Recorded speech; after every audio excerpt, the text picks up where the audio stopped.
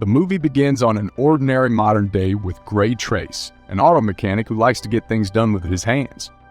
He spends most of his time repairing manual vintage cars, a hobby and a living, which seems too outdated for his time. Unlike him, his wife, Asha, is highly inclined toward technology. She works at Cobalt, specializing in robotic limbs for wounded soldiers, and even has an electronic car that drives independently.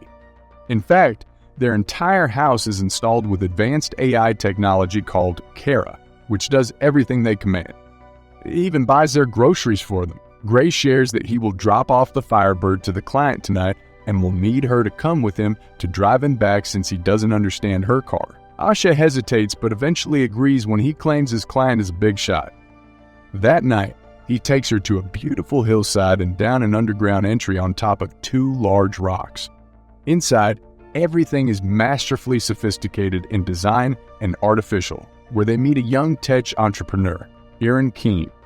He appears weird but brilliant with social awkwardness as he's occupied creating an indoor cloud. However, for Asha, she is starstruck to meet the creator of Vessel Computers, who is famous in the industry, but Gray probably doesn't even know him. Eventually, their conversation leads to Aaron, introducing them to his latest and biggest invention, the world's future, STEM. He gives them an exclusive sneak peek of his bug-like microchip with the full potential to do everything, simply describing it as a better brain. While the two are thrilled with the invention, Gray thinks differently and sees more unemployed people on the line. After an interesting night at Aaron's, the couple enjoys an intimate moment in the car, emphasizing one of its perks. However, it suddenly detours into New Crown, Gray's old neighborhood.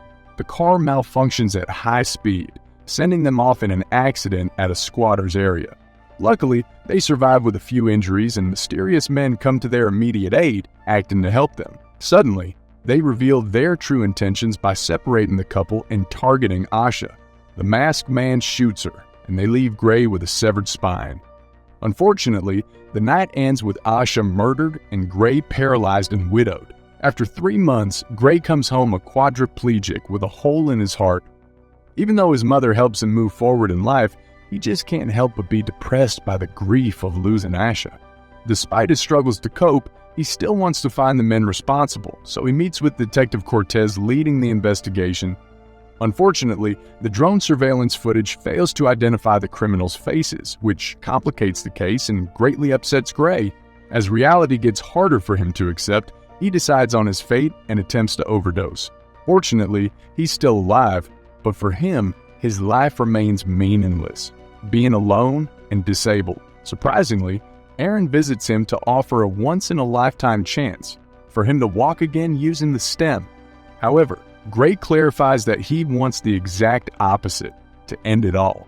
Aaron doesn't force him, but he somehow gets convinced by the mention of his wife, thinking Asha would definitely want him to walk again with the help of technology, since she works in that field. Immediately, they proceed with the operation in Iran's home to keep it a secret. The highly advanced biomechanical fusion surgery successfully implanted the stem into his neck, enabling him to walk and use his arms. The miraculous intervention of technology aims to give him a normal life again, and everyone in the room is surprised at the speed of his recovery. In agreement with the surgery, the experiment will need to be confidential. Aaron clarifies that STEM doesn't make him a robot, but rather, it works in service of his brain. At home, Gray doesn't use his wheelchair anymore, and Kara informs him of the package Cortez delivered for him. He then reviews the case files and plays the surveillance footage on the screen. Suddenly, STEM speaks to him like a person, shocking him. He thinks he's gone insane, but it assures him that he's only diagnosed with mild PTSD and is not medically insane. He further converses with it and learns that it can only respond with permission and cannot read his mind. Given the permission to speak, it points out specific details displayed on the footage, hinting 2 clues to pin the criminals. One uses a gun implanted in his hand to shoot Asha, and the other has a military tattoo containing that person's personal information. STEM decodes the tattoo, and they have a breakthrough in the case, identifying Cirque and exposing his address. Gray calls Cortez, but STEM persuades him they need solid evidence to prove it since the tattoo wasn't clearly shown in the footage. The next day, Gray personally visits the address to confirm their speculation while avoiding the drone patrolling the area.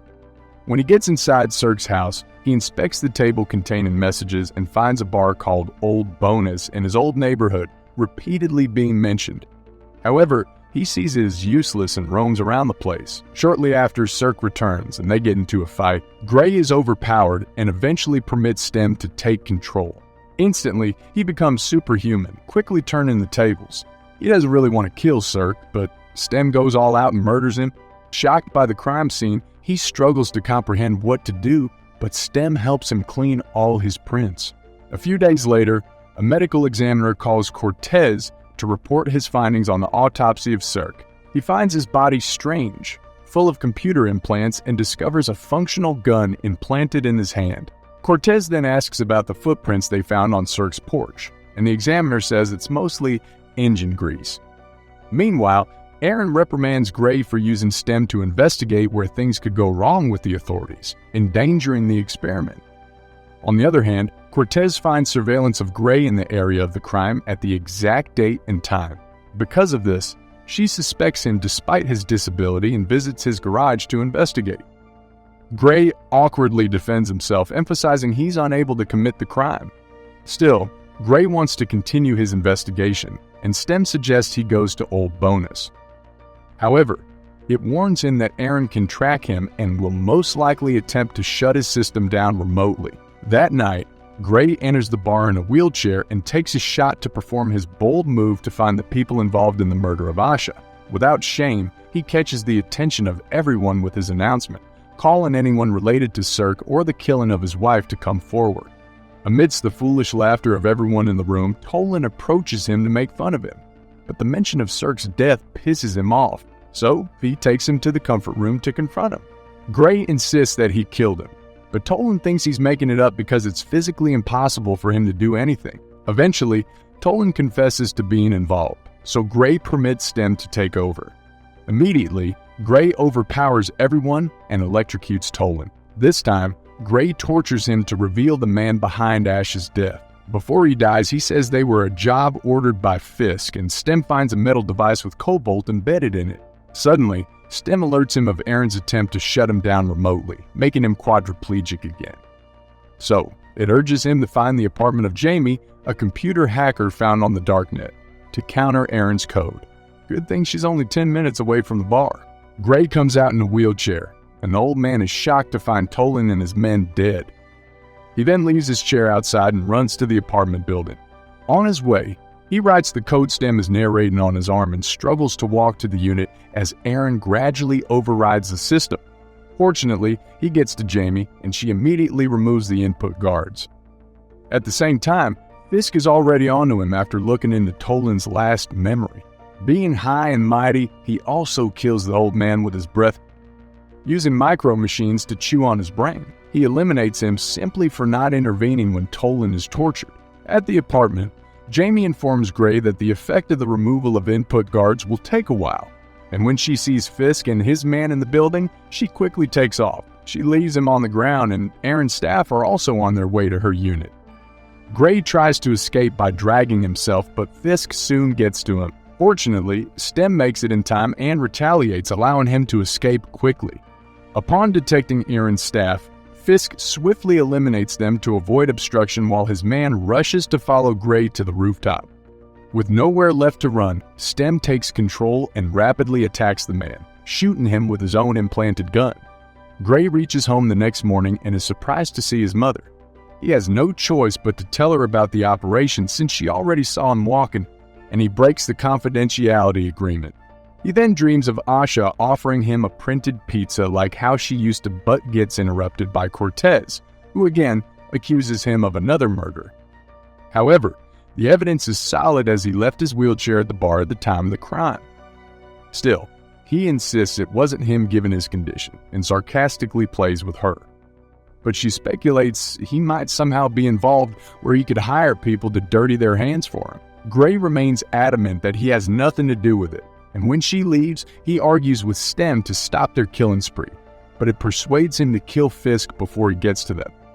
It also explains that the removal of input guards enabled him to be autonomous of his body, so it no longer needs permission to operate. His mother tries to stop him, but it's no use.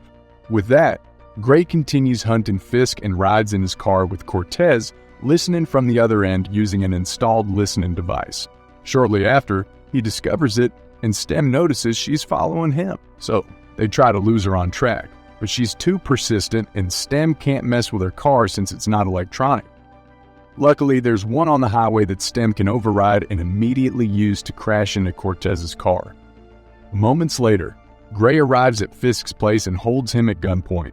Despite his accusation of killing Asha, Fisk remains calm and claims he gave him the gift of inducting him into a superior race of the upgraded. He even invites him to join and stand with them. However, Gray is not interested and only wants to know who paid him to do the job. So Fisk reveals that the job was Gray, not his wife, to sever his spine with a medical tool. But what happened to his wife was just for extra cash.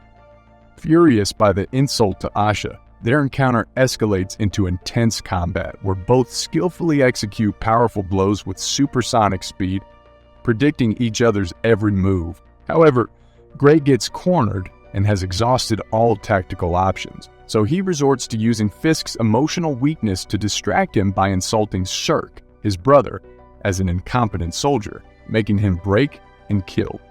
After that, he checks Fisk's messages to find the mastermind and is shocked to discover it's Aaron. He feels betrayed and vengeful, assuming he did it for the sake of using him as a lab rat for his experiment. He immediately goes to meet Aaron, who's so hell-bent on shutting down Stem's operation. Unbeknown to him, he will discover the biggest plot twist of his life with irrevocable consequences.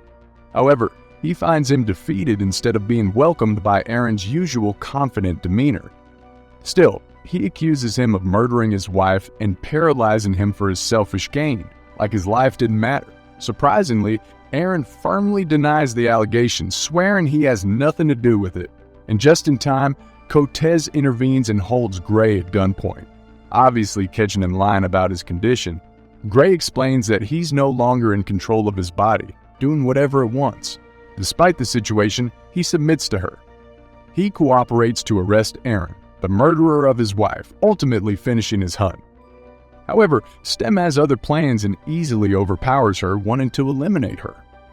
Gray tries to fight against it, but its autonomy is overwhelmingly powerful.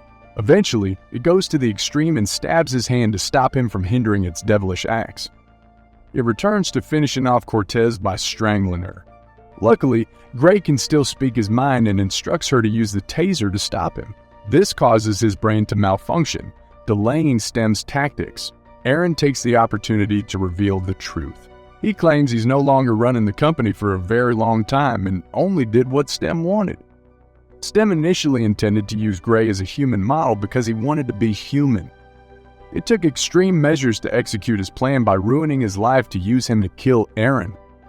It fears Aaron will build another Stem, so it resorts to finding a human body without computer implants to evolve naturally into a rare and pure specimen, confirming the job was him. Suddenly, Stem takes over the whole building and regains Gray's body. He swiftly kills Aaron with the knife stuck in his hand and targets Cortez. However, Gray tries to intervene, but sadly he succumbs to his fragile mind in a world where he reunites with Asha, a fantasy he longs to live forever, but with the price of his life. Asha no longer exists in the real world, and so will he. His dream felt so real that Stem managed to block him and could not interfere anymore. Stem leaves the haunting last words for Cortez, stating that a fake world is much less painful than the real one. Then, he kills her. The movie ends with Stem, now a human, victorious in its dangerous belief as a new, superior race.